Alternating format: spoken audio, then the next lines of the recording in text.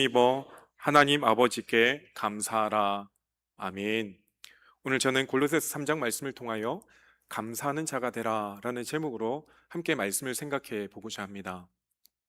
여러분, 보통 어떤 일이 일어날 때, 특별히 지진이나 아니면 화산 폭발 같은 큰 자연재해가 일어날 때 반드시 동반되어지는 게 뭐냐면 전조 현상, 전조 증상이라는 게 반드시 있습니다.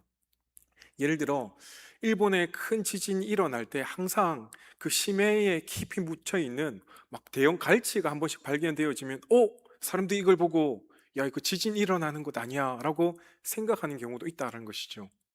이것뿐만 아니라 자연현상뿐만 아니라 우리 몸에도 어떤 건강의 이상 반응들이 크게 생기기 전에는 반드시 전조 증상이 있다는 것이죠.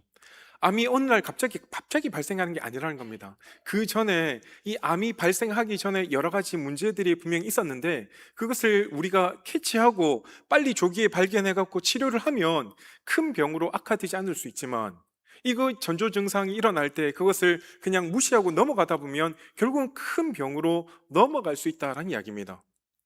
이거는 자연현상이나 아니면 우리 몸만 이야기하는 것이 아니라 이 세상도 저는 마찬가지라고 여깁니다. 이 세상의 마지막도 반드시 마지막이 오기 전에 전조 증상이라는 것이 있습니다. 바로 우리가 지난주 한 주 내내 디모데 후서의 말씀을 새벽마다 함께 묵상했는데 그 가운데 이 사도 바울이 그의 영적 아들 디모데에게 이 마지막 세대, 이 말세를 너희가 어떻게 살아가야 될지에 대해서 이야기하면서 그 가운데 일어나는 전조 증상들을 디모데후서 3장에 이렇게 이야기하고 있습니다. 너는 이것을 알라. 말세에 고통하는 때가 이르러 사람들이 자기를 사랑하며 돈을 사랑하며 자랑하며 교만하며 비방하며 부모를 거역하며 감사하지 아니하며 거룩하지 아니하며 쭉 1절부터 5절까지 말세에 일어날 수 있는 여러 가지 전조 증상들을 쭉 하나하나 소개하면서 이런 것들이 일어나기 때문에 너희는 이 악한 세대 가운데 하나님의 사람으로 거듭나야 된다는 것을 분명히 말씀해 주었다는 것이죠. 근데 그 말씀 가운데 분명히 보니까 감사하지 않는다. 근데 감사하지 않는 것으로 끝나는 것이 아니라 그것이 결국은 하나님을 대적하는 데까지 이르게 되어진다라고 말하고 있는 것이죠. 여러분, 지금 우리가 살아가고 있는 이 세대에 보면 감사가 많이 일어나고 있는 것 같습니까? 예전에는 우리가 스승을 바라보면, 선생님을 바라보면 스승의 그림자도 밟지 않는다라고 했는데 어느 순간부터 교권이 무너졌습니다. 더 이상 제자가 스승을 감사치 않는다는 겁니다. 그뿐만 아닙니다. 가정 안에서도 우리 자녀들을 뒤돌아보면 정말 우리 자녀들이 얼마나 부모님께 그 부모님의 수고와 애씀에 대해서, 노력에 대해서 감사를 표현하고 있습니까? 더 이상 자녀들이 부모님에게 감사합니다라고 별로 이야기하지 않는다는 것이죠. 근데 여기만 머물러 있는 것이 아닙니다. 특별히 신앙생활하고 있는 저와 여러분의 모습에도 이 말세의 징조가 나타나는데 그게 뭡니까? 바로 하나님에 대한 감사에 대한 신앙생활이 별로 일어나지 않는다는 겁니다. 마치 하나님의 은혜를 우리가 늘 받아 누림에도 불구하고 그것을 당연하게 여길 때가 참으로 많다는 것이죠. 근데 돌이켜보면 이 세상에 당연한 것이 과연 있습니까? 그 어떤 것 중에 당연한 거 있습니까? 아무것도 당연한 건 없는데 불구하고 하나님께서 우리에게 참 많은 은혜를 베풀어 주셨음에도 불구하고 그것을 당연하게 여기다 보니까 우리 가운데 하나님 앞에 감사하지 못하다 보니까 자연스럽게 동반되는 게 뭐라고요? 나도 모르게 원망과 불평이 수반되어진다는 것입니다. 특별히 출애굽했던 이스라엘 백성들이 광야 생활을 하는 것을 바라보면 그들이 광야 40년 동안 한 것이 무엇입니까? 하나님께서 낮에는 구름 기둥으로 밤에는 불 기둥으로 지켜주시고 그들을 보호해 주셨고 날마다 먹을 것, 특별히 만나를 그들에게 베풀어 주셔서 처음에 그들이 이것이 무엇인고 하면서 기쁜 마음으로 먹었는데 그 만나를 어느 순간 당연하게 여기다 보니까 그 가운데 불평과 원망이 자연스럽게 동반되어지더라는 겁니다. 나중에는 만나를 하도 먹다 보니까 이것이 질려서 이 만나를 가리켜 뭐라고 이야기합니까? 이 하찮은 음식 질린다. 우리가 이제는 이거 만나 말고 다른 걸 먹고 싶다 하다 보니까 자연스럽게 동반되는 게 뭐라고요? 불평과 원망밖에 없었다는 겁니다. 이처럼 우리가 이 신앙생활을 하는 동안 감사하는 것이 결코 쉽지 않습니다. 사실 감사는 따지고 보면 아무나 할 수 있는 것이 아닌 것처럼 보인다는 것이죠. 어찌 보면 감사하는 신앙생활이라는 것은 신앙생활의 완성이라고 해도 과언은 아니다라고 할 수 있습니다. 왜냐하면 이 감사할 수 있다는 것은 우리의 영적인 상태를 점검할 수 있는 좋은 바로미터, 바로 하나의 잣대가 되어진다는 겁니다. 여러분이 신앙생활을 쭉 하고 계시는데 내가 올바른 신앙생활을 하고 있는지를 여러 가지 잣대를 보여주고 평가할 때 무엇을 하면 우리가 신앙생활을 잘한다라고 이야기할 수 있을까요? 대부분의 사람들은 내가 기도 열심히 하고 또한 예배생활 열심히 참여하고 헌금 열심히 하며 봉사 열심히 하면 내가 신앙생활을 잘하는 것처럼 착각할 수 있습니다. 물론 그것이 열심히 하는 건 너무나도 좋습니다. 그런데 우리 신앙생활 가운데 또 한 가지 중요한 것은 내 신앙생활 가운데 얼마나 감사가 있는가를 살펴보면 지금 내가 바른 길을 가고 있는가를 따져볼 수 있다는 겁니다. 우리의 신앙생활이 진짜로 감사로 흘러넘칩니까?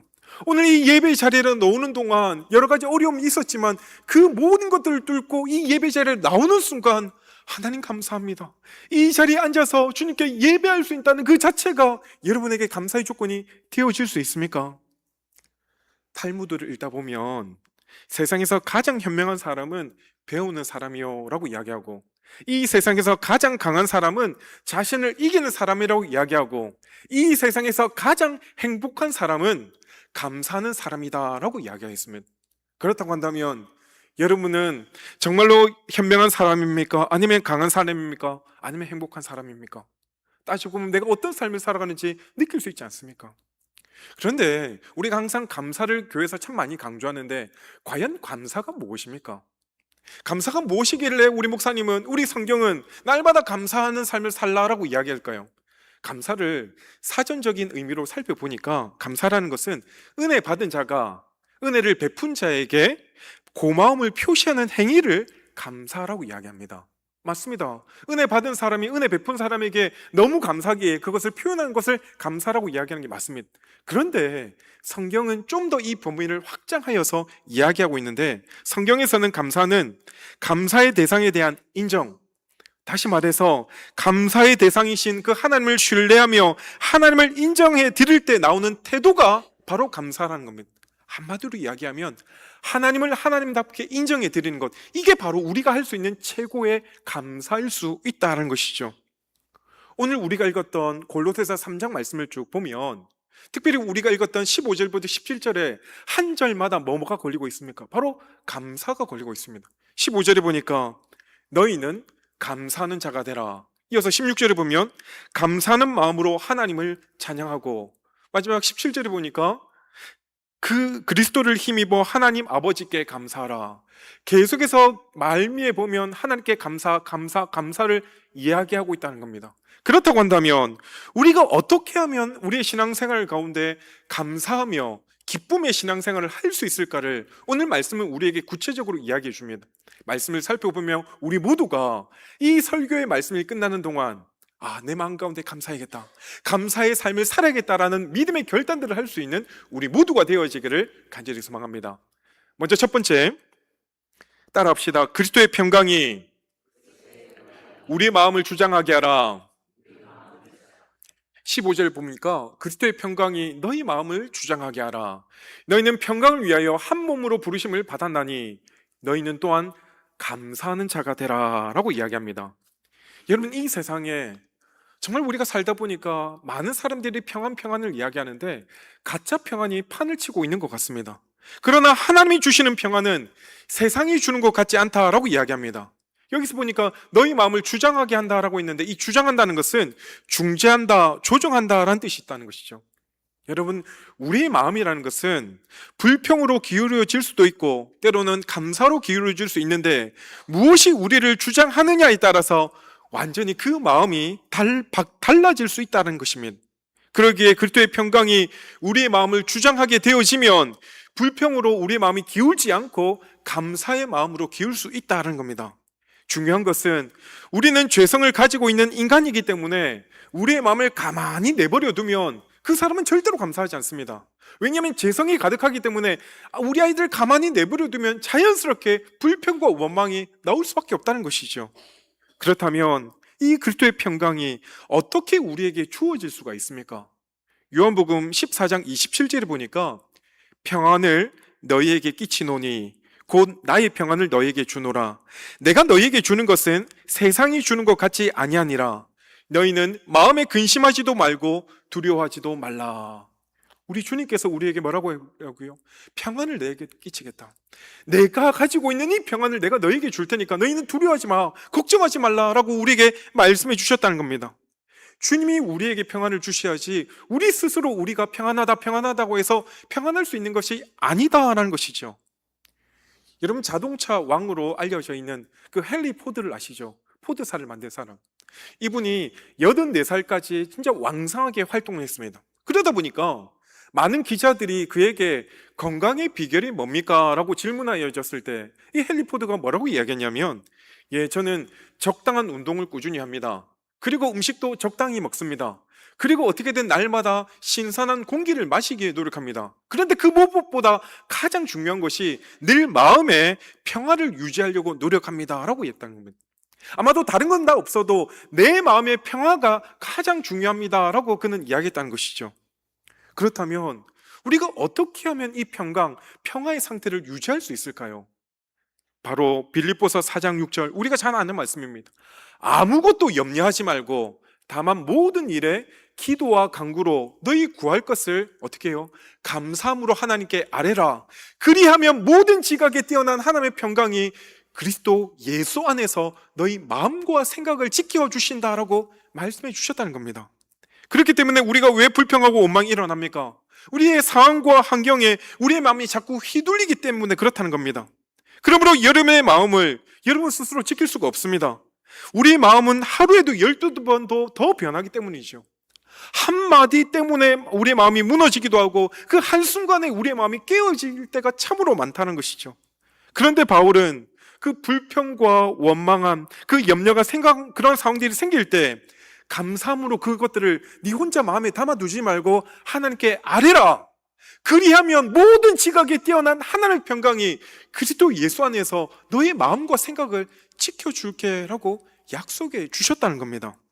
그러므로 여러분 마음속에 때로는 분노와 갈등, 마음의 동요가 일어날 때 주님의 십자가를 바라보며 주님께서 나의 죄를 위하여 십자가에 달리시면서 정말 인내하셨고 우리에게 사랑을 베푸셨던 그것들을 바라보며 너희도 평강 가운데 거하기를 원하네 라고 주님 말씀을 주고 있다는 겁니다. 여러분, 광야 이스라엘 백성들이 끊임없이 하나님과 모세를 향해 원망과 불평을 쏟아냈습니다. 이렇듯 원망과 불평을 쏟아낸다, 우리 신앙생활에 그런 것이 나온다는 것은 분명히 하나님과의 관계가 문제가 있다는 겁니다. 한마디로 이야기하면 그 믿음 상태에 뭔가 삐걱거리는 문제가 있다는 겁니다. 왜 그럴까요? 여전히 우리가 하나님 안에서 구원받았지만 내 안에 죄의 찌꺼기가 남아있기 때문입니다. 다시 말해, 죄가 우리의 마음을 흔들기 때문에 자연스럽게 원망과 불평이 나온다는 겁니다. 죄는 우리로 하여금 불안과 공포, 그리고 근심과 걱정을 가져다 준다는 겁니다. 우리 가운데 죄가 가득한데 어떻게 감사할 수 있겠냐는 겁니다. 죄가 가득하면 자연스럽게 나오는 게 뭐라고요? 안 돼, 못해, 힘들어 죽겠어, 이 고백밖에 나오지 않는다는 겁니다. 그런데 우리 주님께서 이 땅에 오실 때 어떤 왕으로 오셨다고요? 평강의 왕으로 오셨어요. 우리 주님께서 이 땅에 오실 때 평강의 왕, 평화의 왕으로 오시면서 그분이 우리의 모든 죄에 대해서 단번에 십자가에 달려 돌아 죽으심으로 말미암아, 그리고 죽음으로 끝난 것이 아니라 죽음에서 부활하심으로 말미암아 우리 가운데 뭘 주셨다고요? 평화를 주셨다고요. 평강을 주셨다고요. 그래서 부활하신 예수님께서 제자들에게 나타나셔서 첫 마디가 무엇이었습니까? 샬롬, 너희에게 평화가 있을지어다, 너에게 평강이 있을지어다 라고 말씀해 주셨다는 겁니다. 그렇다면 이 그리스도의 평강이 우리가 적극적으로 누릴 수 있는 방법이 뭘까요? 우리 마음 가운데 평강이 오면 우리가 적극적으로 누릴 수 있는 방법은 그것을 입술로 고백하며 감사하는 겁니다. 감사하면 이 평강이 우리 안에 머무를 수 있다는 겁니다. 여러분, 오늘 이 자리에 오면서 하나님 감사합니다, 고맙습니다, 우리 성도들을 만나게 해주셔서 감사합니다 라는 이 감사의 고백이 일어나는 순간 여러분의 마음 가운데 평강이 흘러넘치고 있음을 믿으시길 바랍니다. 그런데 가끔 우리가 구역 모임을 하다 보면 구역 모임 인도자가 여러분 한 주간 살면서 하나님 앞에 감사의 제목을 우리 함께 나눠볼까요? 라고 이야기하면 어떤 분들은 꼭 이렇게 이야기합니다. 지난 한 주에는 별로 감사의 제목이 없습니다. 또 어떤 분들은 이렇게 이야기합니다. 매주 똑같습니다. 물론 매주 똑같다는 것이 지난주에도 은혜 가운데 살았기에 그 전주에도 은혜 살았기에 이번 주도 똑같다라고 고백할 수 있습니다. 근데 대부분의 성도들은 어떻습니까? 정말로 아무런 생각 없이 감사에 대해서 전혀 생각지도 못하게 살아가다 보니까 그냥 똑같다, 아니면 할 말이 없기 때문에 그냥 범사에 감사합니다라고 마치 립 서비스 할 때가 우리가 얼마나 많으냐는 겁니다. 그런데 곰곰이 한번 여러분 생각해 보십시오. 여러분이 구원받았다는 그 한 가지 이유, 내가 죄로 말미암아 죽을 수밖에 없었는데 불구하고 하나님께서 나를 구원해 주셨다는 그 한 가지 이유 때문이라도 우리의 감사의 제목은 정말로 무한대로 많을 겁니다. 원래 우리는 죽어서 지옥 갈 수밖에 없었는데 주님께서 우리를 하여금 구원받게 하셔서 이 땅 가운데 천국을 누리게 해주셨고, 아니 이 땅에서 뿐만 아니라 이제는 죽어서 저 천국에 갈 것들을 기대하다 보니까 우리 가운데 따져보니까 감사의 조건들, 눈을 뜰 때부터 눈을 감을 때까지 모든 것이 따져보면 감사한데 왜 우리가 감사의 제목이 없다라고 할 수밖에 없습니까? 그러므로 사랑하는 성도 여러분, 우리 모두는 이 평강을 위하여 한 몸으로 부름받았다라고 이야기합니다. 그러므로 감사하는 자가 되어지기를 간절히 소망합니다. 교회 안에서 감사해야 됩니다. 그래야 교회가 평강이 넘칩니다. 가정 안에서 감사해야 됩니다. 그리해야 가정이 평강이 넘칩니다. 그리고 여러분의 가정뿐만 아니라 사업터와 직장에서도 감사할 수 있길 바랍니다. 그리하면 여러분의 사업터와 직장이 평강이 흘러 넘쳐나게 되어진다는 겁니다. 그러므로 감사의 크기는 다른 말로 평강의 크기라고 할 수 있습니다. 우리 모두가 주님이 주시는 평강을 가득 차고 넘쳐서 날마다 우리 삶 가운데 감사할 수 있는 저와 여러분의 삶이 되어지기를 간절히 소망합니다. 둘째로 따라합시다. 그리스도의 말씀이, 다시요, 그리스도의 말씀이 우리 안에 풍성히 거하게 하라. 16절 말씀을 보니까 그리스도의 말씀이 너희 속에 풍성히 거하여 모든 지혜로 피차 가르치며 권면하며 시와 찬송과 신령한 노래를 부르며 감사하는 마음으로 하나님을 찬양하고. 이 말씀은 우리 안에 무엇으로 채워야 되느냐를 말씀해 주고 있는 것입니다. 여러분, 우리 안에 채워져 있는 것이 결국 우리의 삶에 영향을 줄 수밖에 없다는 겁니다. 실제로 우리가 음식을 섭취할 때 어떤 음식을 먹느냐에 따라서 우리 건강에 지대한 영향을 끼친다는 거 잘 아시죠? 젊었을 때 탄산음료 먹고 정크푸드 많이 먹으면 몸이 망가질 수밖에 없다는 겁니다. 인풋이 그게 있었으니까 아웃풋이 그게 나올 수밖에 없다는 것이죠. 마찬가지로 음식뿐만 아니라 과연 우리의 육체뿐만 아니라 우리의 영혼에도 무엇이 채워져 있느냐에 따라서 그 영혼의 아웃풋이 선한 것이 나올지 아니면 악한 것이 나올 수 있다는 겁니다. 예를 들어 우리가 평소에 유튜브 채널 가운데 시사 프로그램이나 아니면 정치 이야기를 많이 보다 보면 계속 보다 보면 자기도 모르게 거기에 영향을 받게 되어 있다는 겁니다. 다시 말해 내가 매일 보고 듣는 것이 우리의 생각과 우리의 언어와 세계관에 영향을 끼칠 수밖에 없다는 것이죠. 특별히 우리의 자녀들은 어떻습니까? 게임을 계속 하다 보면, 특별히 그 게임 가운데 전쟁이나 사람을 죽이는 게임을 계속 하다 보면 자연스럽게 총을 쏘고 칼로 사람을 죽이다 보니까 그것에 계속해서 우리 아이들이 노출되어지다 보면 나중에 커서요, 사람 죽는 것이 아무런 감정이 들지 않습니다. 죽이는 것이 당연하게 여깁니다. 왜냐하면 워낙 그런 게임을 통해서 가상세계에서 많이 경험하다 보니까 사람 죽을 때 전혀 슬픔으로 다가오지 않는다는 겁니다. 무슨 말입니까? 우리가 보고 듣는 것에 영향을 끼치는 밖에 없다라는 것이죠. 여러분, 오늘날의 세상이 어떤 가치관을 가지고 살아간다라고 얘기합니까? 제가 초반에도 이야기한 것처럼 모든 것을 당연하게 여기는 것처럼 받아들이는 순간 우리 모든 것이 힘들어질 수밖에 없다는 것이죠. 예를 들어 엄마 아빠가 우리 자녀들을 낳았고 그를 위해서 이것저것 다 베풀어 주셨는데 이 자녀들이 너무나도 당연하게 여깁니다. 근데 따지고 보면 우리가 이 자녀들을 앉혀놓고 야, 내가 너에게 이것저것 해줄 텐데 이거 당연하게 여겨야 돼라고 한 번이라도 가르친 적이 있습니까? 적어도 부모라면 그렇게 가르치지 않지 않습니까? 그런데 우리 자녀들은 우리가 가르치지도 않았음에도 불구하고 우리가 베푸는 사랑과 은혜와 여러 가지들을 당연하게 받아들이고 있다는 겁니다. 이유가 무엇일까요? 이 세상의 풍조가 그 모든 것들을 당연하게 여기고 있기 때문에. 지금 우리가 이렇게 숨 쉬며 자유롭게 정말 생활하는 것이 너무나도 당연한 것처럼 여겨지지만 이 자유를 얻기 위해서 얼마나 많은 사람들의 희생과 수고가 있었습니까? 그러기에 우리가 이렇게 자유를 누리고 있음에도 우리가 너무나도 당연하게 여긴다는 겁니다. 또 한 가지가 이 세상의 가치관이 뭐니 해도 돈을 최고로 여기는 것이 너무나도 많다는 겁니다. 어떻게든 자녀들에게 야, 너 돈 많이 벌어야 돼. 돈이 최고야. 돈 없으면 너 무시당한다. 그렇기 때문에 어떻게든 또 돈 많이 벌어야 되고 돈 없으면 힘들 수 있으니까 어떻게든 악착같이 돈 벌고 수단과 방법을 가리지 말고 돈 벌어야 돼. 그리고 부자가 되어야 돼. 라고 가르치는 모습들이 우리 안에 얼마나 많냐는 겁니다. 이게 예수 믿지 않는 사람들의 이야기가 아닙니다. 우리의 이야기라는 겁니다. 그러다 보니까 이런 얘기 참 많이 들어보셨죠? 저 사람 잘 산다. 이 말의 의미가 무엇입니까? 저 사람 돈 많다는 의미 아닙니까?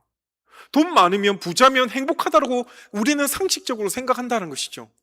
여러분, 근데 과연 부자가 다 행복할까요? 부자가 다 행복한 게 맞습니까? 지금 전 세계 가장 부자 중에 한 사람이 누구입니까? 일론 머스크, 아니면 빌 게이츠, 아니면 삼성의 이재용 회장 같은 사람 다 행복하게 잘 지낸다라고 우리 자부할 수 있을까요? 그 사람 내면에는 하나도 부족함이 없다고 이야기할 수 있을까요? 그런데 이 세상의 가치관은 돈 많으면 최고야. 돈 많으면 행복하게야. 그래서 우리로 하여금 나도 모르게 열심히 돈만 벌도록 하나님보다 돈이 최고야 라고 하면서 만몬의 신을 섬기도록 우리를 조장하고 있진 않느냐라는 겁니다. 이러한 때에 바로 무엇이 최고인지, 무엇을 향해 달려가야 될지에 대해서 바로 16절에 뭐라고 이야기합니까? 그리스도의 말씀이 너희 속에 풍성히 거하여. 다시 말해 그리스도의 말씀으로 우리의 생각과 우리의 언어와 우리의 행동과 우리의 모든 것을 지배당해야 된다. 그리해야 참된 평화, 참된 감사가 무엇인지 우리가 알 수 있다는 것이면, 그러기 위해서 우리가 어떻게 해야 될까요? 우리가 성경 말씀을 읽을 때 그 말씀 한 절 한 절을 대충 읽어서는 안 된다는 겁니다. 말씀이 내 안에 풍성히 거하도록 노력해야 된다는 것이죠. 부지런히 성경 말씀을 읽고 그 말씀을 날마다 묵상하며 암송하고 그 말씀이 우리의 생각과 마음 안에 깊이 스며들도록 노력해야 우리가 이 세상의 가치관에 물들지 않고 오히려 그것들을 이겨나갈 수 있음을 분명히 성경은 이야기하고 있다는 겁니다. 우리가 성경 말씀을 알면 알수록 세상이 말하는 복과 하나님이 우리에게 주시고자 하는 복들이 완전히 다르다는 것을 알게 되어진다는 겁니다. 또한 말씀을 알면 알수록 우리는 이 세상에 살지만 이 세상에 속한 사람들이 아닌 하나님 나라의 가치가 중요함을 깨닫게 되어지고 그 말씀대로 살려는 몸부림들이 있을 수 있다는 사실입니다. 오늘 우리가 읽었던 이 골로새서는 주제가 무엇인 줄 압니까? 바로 그리스도의 충만입니다. 여러분, 그리스도의 충만이 어떻게 이루어질 수 있을까요? 바로 말씀이 충만할 때 그리스도의 충만이 이루어질 수 있고, 그리스도의 충만은 또한 성령 충만을 이야기한다라고 할 수 있습니다.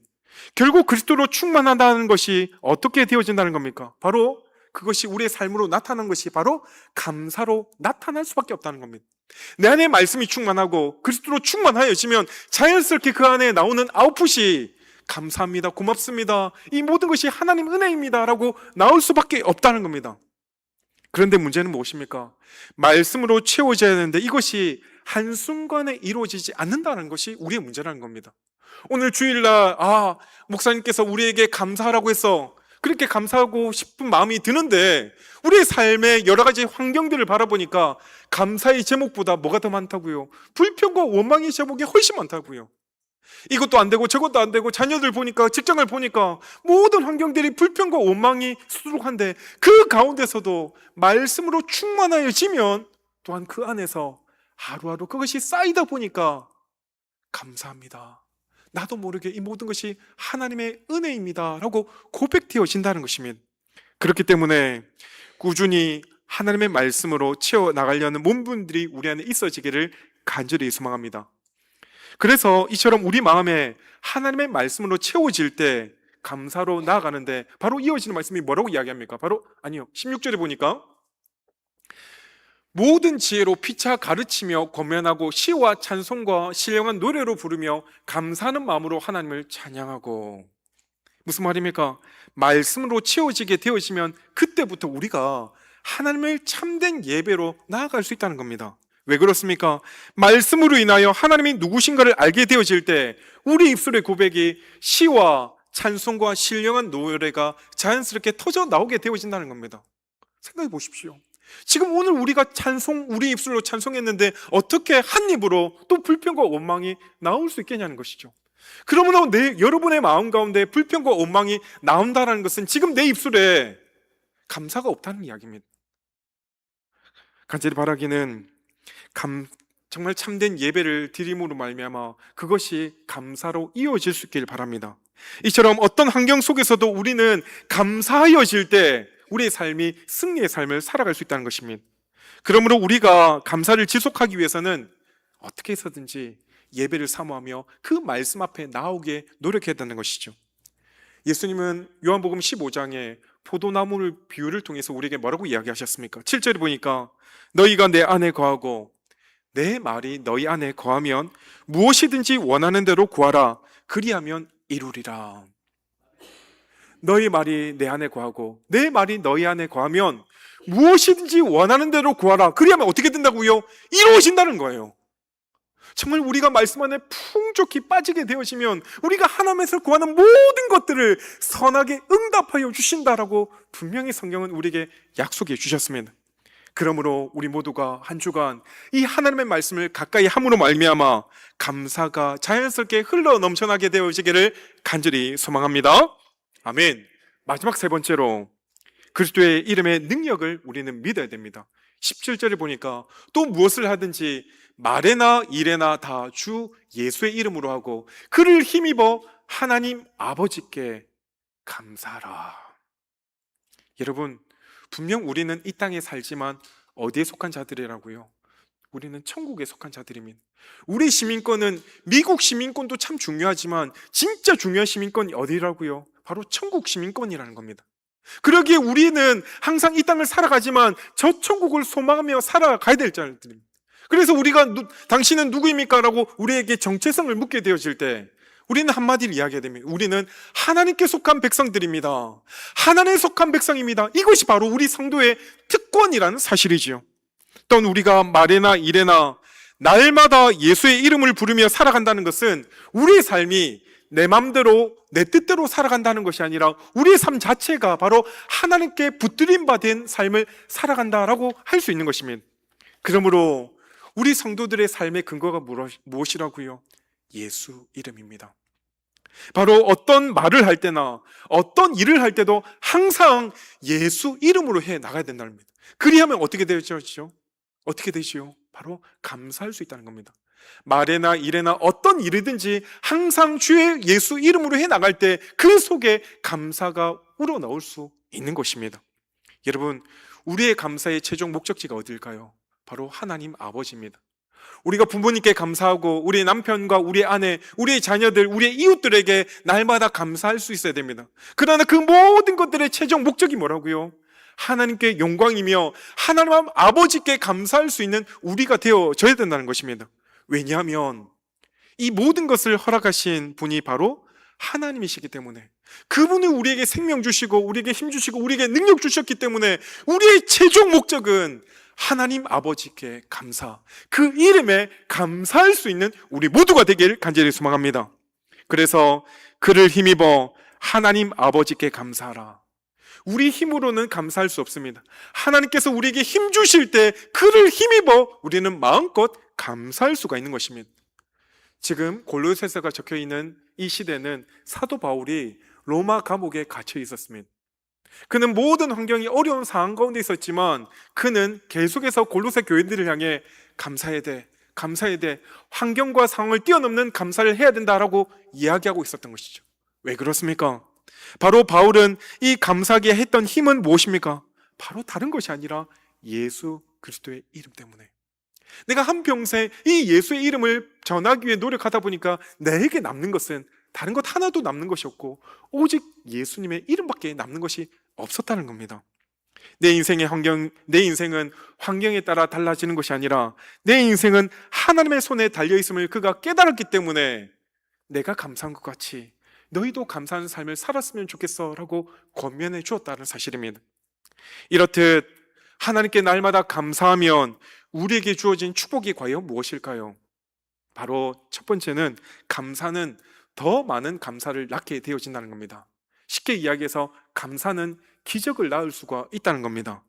감사라는 것은 지금 상황을 바라보는 것이 아니라 이 상황을 넘어서 역사를 바라보고 있기 때문에 지금 내가 겪고 있는 현실은 너무나도 초라하고 아무것도 이루어진 것이 없다라고 여길지라도 미래를 소망하며 미리 하나님께 감사하면 하나님은 반드시 그 감사의 제목을 들으시고 우리에게 놀라운 기적을 베풀어 주심을 말씀해 주고 있다는 겁니다. 그러므로 사랑하는 여러분, 하나님 앞에 많이 감사하십시오. 감사하면 또 다른 감사를 우리 가운데 낳게 해주신다는 겁니다. 또한 감사하면 우리가 받는 복이 무엇입니까? 감사하면 치유가 일어난다는 것입니다. 지금 감사하지 못하고 있다면 지금 우리의 마음은 병들어 있다고 해도 과언은 아닐 겁니다.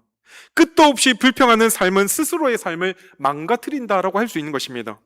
감사하지 못한 마음 안에는 분명히 그 가운데 하나님을 인정하지 못하기 때문에 교만함과 허탄한 마음이 가득할 수밖에 없다는 것이죠. 그러므로 감사는 그 병을 치유하는 치료제와 같다는 겁니다. 지금 내 병에 차도가 일어나잖아요. 내 병이 고쳐지지 않았어요. 그럼에도 불구하고 하나님께 먼저 감사하며 하나님 내 병을 고쳐주심을 내가 믿고 하나님께 감사합니다 고백하는 순간 하나님 우리에게 놀라운 치유를 이루어질 수 있다는 겁니다. 그러므로 지금 여러분이 처한 그 상황, 여러분이 처한 그 환경이 어쩌면 하나님이 주신 최고의 기도의 응답인 줄 믿고 그 자리에서 하나님 앞에 감사할 수 있는 저와 여러분이 되어지기를 간절히 소망합니다. 말씀을 정리합니다. 하나님은 예수 믿는 저와 여러분이 이 땅에서 감사하는 삶을 살기를 원하십니다. 이 일을 위하여 그리스도의 평강이 우리의 마음을 주장하게 날마다 우리는 나아갈 수 있어야 됩니다. 감사하는 자로 살기 위해서는 우리 주님의 은혜와 사랑이 날마다 묵상하며 나아가야 됩니다. 마지막으로 범사에 예수 이름을 부르며 그 이름의 능력으로 살아갈 때 범사의 감사를 잃어버린 이 세대 가운데 우리가 참된 감사를 발견하며 하나님 앞에 영광을 올려드릴 수 있게 될 줄 믿습니다. 사랑하는 성도 여러분, 11월 한 달간 우리 모두가 하나님 앞에 감사합시다. 그것이 그냥 마음으로만이 아니라 우리의 말로 행동으로 감사함으로 말미암아 하나님 이번 한 주간 우리 가운데 우리 삶 가운데 풍성한 은혜들 더 많은 감사의 제목들을 차고 넘치도록 채우실 때 우리 모두가 그 하나님 앞에 하나님 감사합니다로 하루를 시작하며 하나님 오늘 하루도 감사했습니다 라고 하루를 마감할 수 있는 우리 모든 성도들의 삶이 되어지기를 주의 이름으로 간절히 축원드립니다. 아멘.